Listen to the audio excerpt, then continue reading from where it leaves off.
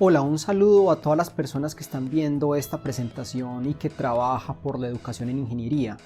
En este trabajo, en este video, vamos a contar un poco acerca de lo que es o ha sido nuestro tercer estudio prospectivo del programa de Ingeniería Mecánica de la Universidad Pontificia Bolivariana, sede Medellín. Este trabajo lo estamos presentando entre 4 profesores, 3 de ellos de la Facultad de Ingeniería Mecánica y uno de ellos de la Facultad de Ingeniería Agroindustrial. Desde hace 20 años en nuestra facultad hemos estado utilizando los estudios prospectivos como una herramienta para la toma de decisiones a la hora de plantear cómo se debe mover nuestro currículo hacia el futuro. En este caso estamos abordando un tercer estudio y en este particularmente hemos estado considerando la pregunta de cuál va a ser las condiciones profesionales y de trabajo de los ingenieros mecánicos con un horizonte de tiempo al 2030.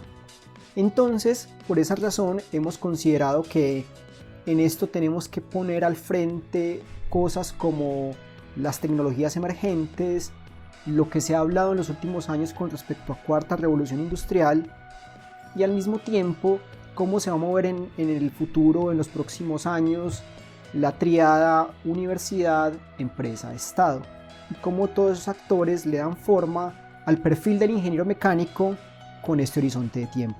En esta presentación vamos a abordar diferentes aspectos, pero la pregunta de fondo va a ser cuál va a ser nuestro escenario apuesta, el cual vamos a utilizar como norte para encaminar los esfuerzos de la facultad. Para llegar a ese escenario apuesta, lo que vamos a hacer es definir una cantidad de variables clave.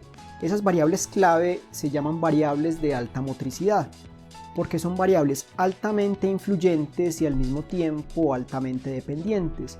O sea que estas variables, cuando se modifican, generan grandes impactos. Luego, a partir de considerar esas variables, empezamos a generar diferentes hipótesis. Esas hipótesis pueden cumplirse o no, y la probabilidad de cumplimiento de cada una de esas hipótesis las trabajamos con herramientas de inferencia estadística y sustentadas en el conocimiento de diferentes actores que giran alrededor de nuestra facultad. Luego, después de analizar cuantitativamente esas diferentes hipótesis, llegamos al cálculo de lo que sería el escenario apuesta, que es dentro de todas las hipótesis cuál es la más probable de todas. Y con base en ese escenario más probable, generamos un enunciado que es el que va a guiar la facultad en los próximos años de cara a tener un programa actual para el año 2030. La formación de las futuras generaciones de ingenieros es un proceso que debe ser riguroso y adecuadamente orientado, dado que allí se sientan las bases de quienes darían soporte a la estructura productiva y tecnológica de la sociedad. En ese sentido, las facultades de ingeniería deben estar en permanente reflexión, de tal manera que su oferta se articule con las demandas de lo que intuitivamente llamamos el mundo real. Particularmente una carrera como ingeniería mecánica es una carrera muy tradicional, lleva muchos años y eso la pone en el reto de que a pesar de ser clásica sea capaz de responder a las necesidades del mundo que va apareciendo. Al mismo tiempo hay que manejar un balance entre lo clásico y lo tradicional, pero al mismo tiempo permitir que los profesionales sean capaces de interactuar y reaccionar a las nuevas condiciones del entorno. Como es difícil predecir qué va a pasar con exactitud en el futuro, entonces parte de lo que tenemos que hacer es construir hipótesis y ver qué va a pasar más adelante, pero hacer ese trabajo de forma colectiva. Entonces de forma colectiva y al interior de la comunidad se genera un conjunto de variables a las cuales nosotros tenemos que prestar nuestra atención. En este caso, generamos más de 90 variables a las cuales considerábamos que era importante tener dentro de nuestra atención. Luego, también de forma colectiva se analiza cuál es la relación y la interdependencia de esas diferentes variables. Esa interacción muy explícitamente se puede analizar en términos de cuáles son las relaciones entre influencia y dependencia de las diferentes variables. Esa interdependencia pues permite más adelante darse cuenta cuáles son las variables clave. Esas variables clave permiten hacer una construcción de diferentes hipótesis. Esas hipótesis pues de alguna forma son enunciados que se tienen que validar. En este caso la validación de esas hipótesis se hace con un grupo de expertos internos a la universidad y externos también que permitan utilizar su experiencia para ser capaces de darnos cuenta cuál es la probabilidad de ocurrencia de cada una de esas hipótesis. El análisis de las variables clave se hizo con una metodología llamada Micmac. Esta metodología permite encontrar cuáles son las variables más influyentes y al mismo tiempo las más dependientes. La primera fase del método consiste en hacer un listado de variables. Estas variables deben recorrer los aspectos más importantes del sistema que se está estructurando. La segunda fase busca encontrar diferentes relaciones entre esas variables. Para eso se llena una matriz de impacto cruzado que dé cuenta cómo es la interrelación entre las diferentes variables. Esta matriz se crea de forma colectiva, no depende de una única persona. De hecho, que sea una construcción colectiva hace que la comunidad se apropie de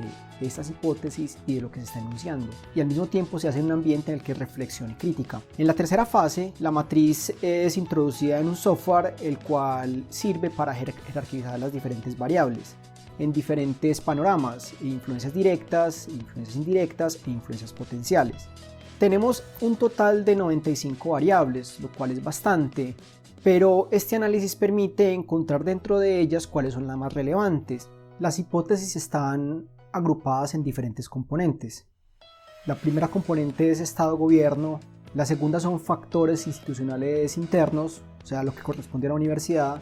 La tercera son factores institucionales externos y la relación con los actores interesados.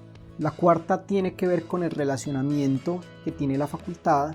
La quinta tiene que ver con el mercado y la competitividad. Y la sexta con los sectores económicos. Y estos son diferentes agrupadores. Estas 6 hipótesis se convierten en una agrupación razonable de las cosas que tenemos que prestarle atención.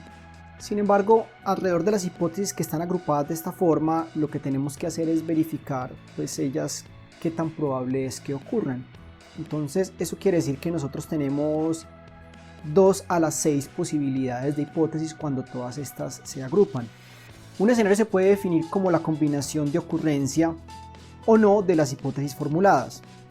La probabilidad de ocurrencia de las hipótesis, tanto de manera directa como condicionada, es asignada por expertos, tanto externos como internos al programa. Para encontrar la probabilidad de ocurrencia de cada uno de los escenarios se usa el software SmithProbExpert, que evalúa los impactos probabilísticos cruzados.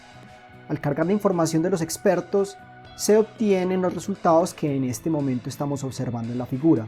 Como puede notarse en esta figura, los 19 escenarios que se muestran agrupa cerca del 70% de la probabilidad de ocurrencia, donde el escenario más probable es el 1-1-1-1-1-1, que significa que las 6 hipótesis se cumplen. A su vez, ese es el escenario más optimista de todos, tiene una probabilidad del 20.4%, y el siguiente escenario más probable es en el que ninguna de las hipótesis se cumple. Este es el escenario más pesimista con una probabilidad del 15%. El escenario apuesta finalmente se convierte en aglutinar las diferentes hipótesis en las diferentes categorías que mencionamos y apostar a que ellas se van a cumplir. Cuando tenemos esta hipótesis podemos decir que dentro de esto hay un escenario optimista de un montón de cosas que podrían suceder o no, dependiendo de las circunstancias. No se puede prevenir el futuro con total certeza, pero consideramos que llegar a este escenario es una estrategia válida. De esta forma logramos racionalizar la estrategia y la toma de decisiones, porque con esto apoyamos los argumentos con herramientas cuantitativas y nos logra enfocar la atención a las variables más relevantes, de modo que nosotros sepamos, a pesar de que no podemos controlar algo, sepamos que a eso le tenemos que prestar atención, y eso se hace de forma explícita. Como en este ejercicio se involucran diferentes personas dentro de la comunidad, esto se convierte en una construcción colectiva de las apuestas. Todo el mundo participa en desarrollar este escenario deseado. En ese sentido, nosotros entendemos que es la comunidad la que en el día a día va construyendo futuro, y el hecho de que nosotros hagamos un ejercicio con toda la comunidad para darle forma a esa apuesta hace que podamos encaminar las acciones del día a día para que ese futuro sea posible. Entonces, tenemos un estudio prospectivo que nos da un escenario de futuro, nos da elementos a los cuales tenemos que prestar atención, creamos una apuesta que ha sido construida por toda la comunidad y tratamos de que las acciones del día a día traten de materializarla. Por su atención, muchas gracias. Hasta luego.